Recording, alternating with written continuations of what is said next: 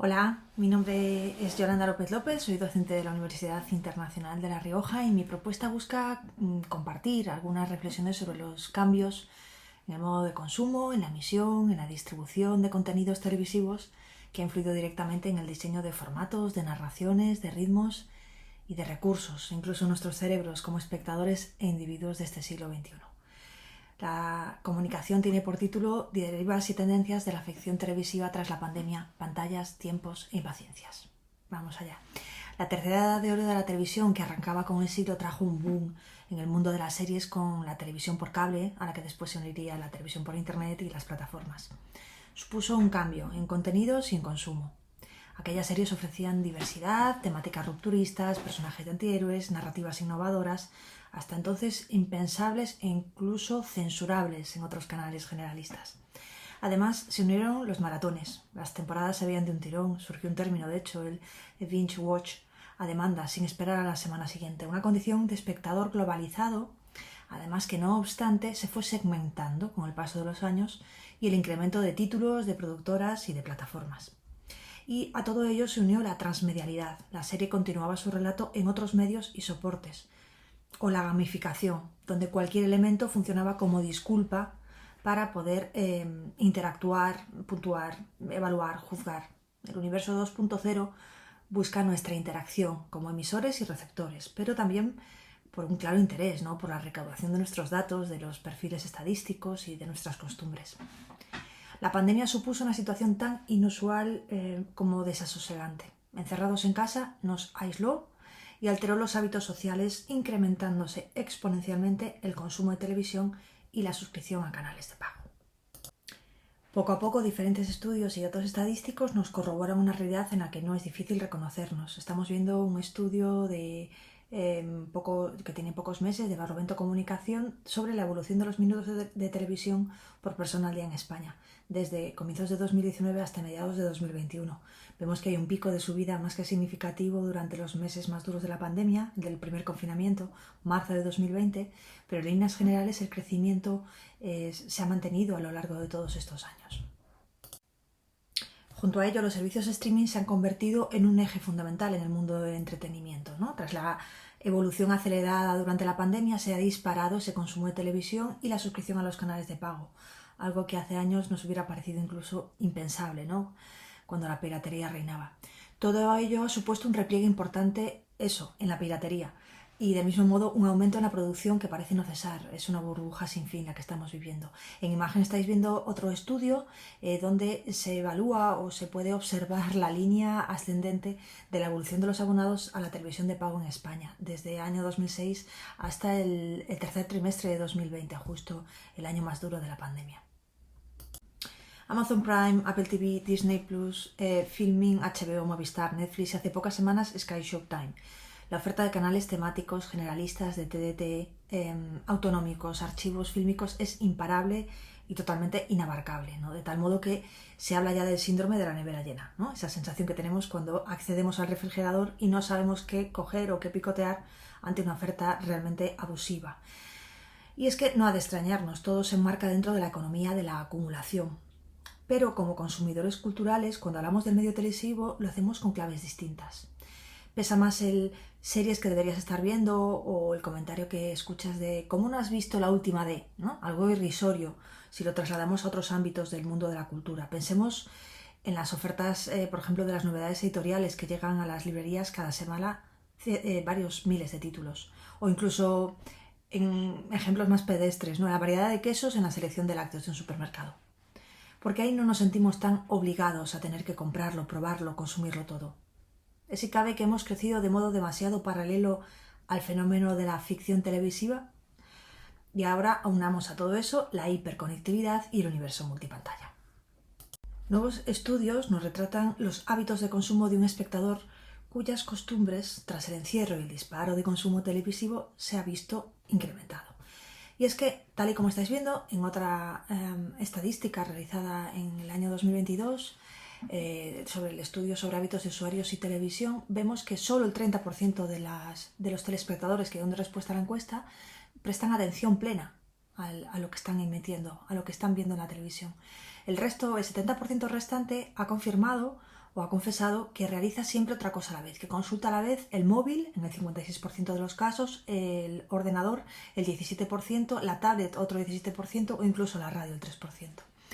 Cierto es que los porcentajes son mucho mayores en los jóvenes, en los menores de 34 años, y inferiores en los mayores de 65. Pero indiscutiblemente prestamos menos atención y buscamos estímulos constantes en cascada.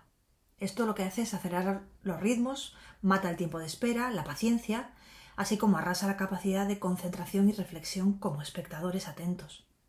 Y es que cada vez somos menos pacientes y menos exigentes con los contenidos. O miento, somos exigentes de otro modo, la sorpresa perpetua. Lo que nos mantiene enganchados es la forma, la pirueta, la llamada de atención constante. Acusamos todo ello muchas veces a la generación de nativos digitales, ¿no? Formamos parte de una sociedad globalizada, interconectada, a esos equipos informáticos, teléfonos móviles, tablets, videojuegos, internet o mensajería instantánea, WhatsApp, Telegram, llamémosle como le llamemos. Pero no solamente son los nativos, también el resto de las generaciones asimilan estos hábitos. Lo veíamos en cómo nos conectábamos a otro dispositivo mientras veíamos la tele, ¿no? Pero también lo podemos atestiguar en una sala de cine. Aunque la oscuridad del espacio reclame recogimiento, nunca faltan individuos que deslumbran con la luz de su móvil a los espectadores que se sientan filas más atrás. Asimismo, la exposición diaria a la tecnología modifica nuestras redes neuronales. Se crean nuevos patrones y se debilitan los antiguos. Es probable que las redes neuronales de los nativos digitales hayan cambiado notablemente en una sola generación. Un dato realmente llamativo. Seguro que en unos años tendremos más datos para realizar una comparativa entre el entorno que tuvo el cerebro durante el mundo analógico con el de la infancia y la adolescencia actuales. El estímulo y la gratificación. Vivimos el momento histórico donde más distracciones existen y a la vez buscamos distraernos de modo constante, pero cuando nos ponemos con ello, circula como un halo de insatisfacción, como creer que nos deberíamos distraer mejor. Vamos a ver ahora algunas posibles respuestas a todo esto desde el campo de la neurociencia. Junto a ello somos consumidores actantes, es decir, que más allá de contemplar se nos ha facilitado herramientas y aplicaciones, muchas aplicaciones y muchas herramientas, no solo para que interactuemos y podamos opinar sobre cualquier contenido, sin discernir aquí entre la opinión subjetiva y la fundamentada, la falacia de la democratización de la red, para que nosotros emitamos, a fin de cuentas, de modo continuo la cotidianeidad de una vida simulada, ficcionada o hiperconstruida, y todo ello marcado siempre por la figura de nuestro móvil, que acaba reformulando la preeminencia de lo vertical como el enfoque adecuado.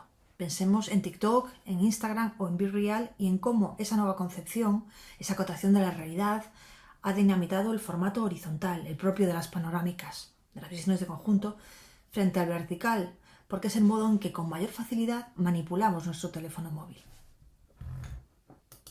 Estudios psicológicos, experimentos, últimas noticias de neurociencia nos pueden dar algunas claves, ¿no? Si nos remitimos al siglo XX encontramos experimentos sobre el condicionamiento operante, la modificación de la conducta o el reconocimiento de recompensa. Recordemos a uno de los padres del conductismo, Skinner, ¿no? Quien demostró que la incertidumbre respecto a la recompensa era, si cabe, más adictiva que la propia recompensa. Y Olds y Milner, que llegaron a observar cómo preferimos la simple presencia del estímulo frente a otras actividades plenamente vitales como beber, comer o aparearnos. Demos un salto y recurramos ahora a Robert Lustig, un endocrinólogo y pediátrico de Estados Unidos, cuya explicación sobre las diferencias entre placer y felicidad se hicieron virales hace algún tiempo en las redes. Él hablaba que el placer es pasajero frente a la felicidad que es permanente, el placer es visceral frente a la felicidad que era etérea, el placer era tomar, la felicidad dar, el placer se podía conseguir con sustancias y la felicidad no, el placer era experimentar solo, la felicidad en grupos sociales, y los placeres extremos, nos contaba Robert, llevaban a la adicción, ya sea a través de sustancias o comportamientos, y no hay tal cosa como ser adicto a mucha felicidad. Finalmente, la séptima diferencia entre el placer y la felicidad que nos marca este endocrinólogo estadounidense es que el placer es dopamina y la felicidad es serotonina. Estos dos son bioquímicos, dos neurotransmisores que el cerebro produce y usa para que las neuronas se comuniquen entre sí. La dopamina se estimula a la siguiente neurona y cuando las neuronas son estimuladas excesivamente con mucha frecuencia tienden a morir. Así que la neurona tiene para ello un mecanismo de defensa contra eso. Reduce la cantidad de receptores que pueden ser estimulados en un intento de mitigar el daño. Llamamos a este proceso supresión de estímulos y muchos de los químicos del cuerpo hacen eso. Recibes una dosis, generas un estímulo, los receptores se cierran. La próxima vez necesitarás una dosis mayor para sentir el mismo estímulo, porque hay menos receptores disponibles y necesitas una dosis más grande, y más grande, y más grande, hasta que finalmente recibes una dosis enorme y no sientes nada. Eso se conoce como tolerancia. Y cuando después las neuronas comienzan a morir, eso se llama adicción. En cambio, la serotonina es inhibidora, no estimulante. Inhibe el receptor para provocar alegría, para estar en modo ciencia, si lo queréis ver así. Así que no puedes tener una sobredosis de serotonina. Inhibir un receptor quiere decir que se adhiere, pero no activa el proceso más allá del receptor. Básicamente lo que hace es desacelerar esas neuronas. Y al hacer esto, se activa el proceso para la alegría. Eso que se llama felicidad. Hay una cosa que suprime a la serotonina y es la dopamina. Así que mientras más placer busques, más infeliz serás. Estamos hiperestimulados, conocemos cómo dependemos de la dopamina y la serotonina, y a todo ello tenemos que unir el propio contexto de Internet y nuestro cerebro, nuestra memoria. El consumo cultural, decía un articulista, es como tomar un baño. Tras llenar la bañera y pasar en ella un rato, la vacías y ves cómo el agua se escapa por el desagüe, de tal modo que lo que queda es la experiencia del baño. Vale. Internet funciona como una especie de memoria externa. Cuando guardamos tener acceso futuro a la información, en realidad la recordamos menos. Nuestro organismo se encarga de no prestar tanta atención. A este proceso le llamamos la curva del olvido. Y en la era de Internet, la capacidad para recordar se ha vuelto menos necesaria. Es lo que se conoce también como memoria de reconocimiento. Si sabemos cómo acceder a la información, no es necesario que la retengamos. Y todo ello acabará modificando el ámbito de la educación y el aprendizaje, sin duda. Además de todo ello, recordamos las experiencias discordantes, aquellas que suponen algo novedoso o disruptivo. Por ello, en gran medida, en el propio hábito de ver una serie que se ha codificado hasta lo estándar, la vemos y la olvidamos. Es decir, la consumimos y la olvidamos. Es cierto que los eventos duran más cuanto prestamos más atención, pero tal y como hemos comprobado, bebemos de varias pantallas a la vez. Somos seres hiperestimulados. Un estudio de la Universidad de Melbourne descubría que aquellos que veían demasiados programas de televisión a la semana olvidaban el contenido de todos ellos, mucho más rápido que quienes veían un solo capítulo semanal. El tiempo pasa más lento cuando nos enfrentamos a algo nuevo, y los eventos duran más cuando les prestamos más atención. Pero justo estas dos afirmaciones no parecen propias de nuestro presente. Pero ¿cómo podemos unir todas estas afirmaciones y llevarlas a nuestro campo de estudio o a nuestro objeto de estudio? Pensemos en las claves de la ficción televisiva presente. Tenemos por un lado una sobreproducción, es decir, nos encontramos ante la difícil tarea de elegir una plataforma, una serie, un género, y es que ante tal oferta nos dispersamos. Y ojo, porque muchas veces este incremento, esta mayor producción no quiere decir mayor calidad. De hecho, las propias plataformas buscan la forma de recuperar las inversiones y costes sobre seguro. Van sobre seguro y se estandarizan, a veces hasta la banalización de contenidos.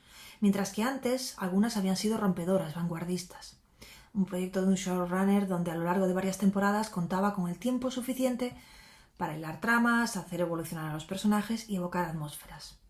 Ahora tienen que ir sobre seguro, así que se opta mejor por el formato de miniserie. Y si se ve que funciona, haremos una segunda temporada que a lo mejor no encaja excesivamente bien con la primera, pero puede seguir generando ingresos. Además, somos hiperconsumidores. Y esto no somos ajenos al ecosistema capitalista, ¿no? El consumismo no es comprar mucho. El consumismo significa comprar cosas de menor calidad, cuyo ciclo de existencia es más corto y nos lleva a adquirir un nuevo producto para suplir al primero. Y gira otra vez la noria. Como telespectadores olvidamos de modo más veloz. Sobre esto hemos hablado con anterioridad. Así que, a pesar de la diversidad y número de la oferta, consumimos de modo compulsivo y con menos atención. Del mismo modo, dentro de toda esta ecuación, no olvidemos la necesidad de mediadores. Parece que los algoritmos de las plataformas no acaban de ser eficaces y hay demasiado ruido, demasiado influencer, demasiado emisor de opinión y pocos críticos o mediadores como tal. Así que dejamos series con mayor facilidad porque la lluvia de estímulos continúa fuera. Hay mucha oferta, una llamada perpetua de atención por parte de las plataformas y reconocemos que somos espectadores menos pacientes. Y esto se traduce de siguiente modo en los cambios en contenidos y estructuras. Por una parte, el reclamo de la atención del espectador, ¿no? Que es lo que impera. Y esto se traduce pues, en series que se caracterizan por un mayor ritmo narrativo, el uso del cliffhanger, de esos finales de capítulo en alto, con duda, para lograr enganchar al visionado del siguiente episodio, una narración mucho más efectista, giros de guión constantes, el elemento sorpresa y planos cortos, porque no nos engañemos que muchos de estos productos televisivos se consumen en pantallas pequeñas, en móviles, en tablets, que no nos benefician las grandes panorámicas, así que los planos cortos y medios van a ser los más habituales. Esto difiere bastante con cómo era la tele hace algunos años. Frente a esta atención del espectador, observamos en detrimento pues, series que se tomen mucho tiempo para presentar los personajes, para recrear atmósferas, para optar con un ritmo lento. Y aquí podríamos hacer valoraciones de la diferencia del ritmo rápido, lento y el propio de la vida a narrativas heterodoxas o a la existencia de muchas temporadas. Así que, aunque ya se venía gestando, la pandemia acabó por disparar el uso de redes sociales y televisión de pago. Nuestra condición como espectadores hiperestimulados e impacientes no ha dejado de crecer. Y, ojo, porque la inteligencia artificial viene pisando con fuerza y mutará nuestra ya devaluada capacidad de concentración y reflexión si no le damos buen uso. Veremos qué pasa en el próximo episodio. Muchas gracias por vuestra atención.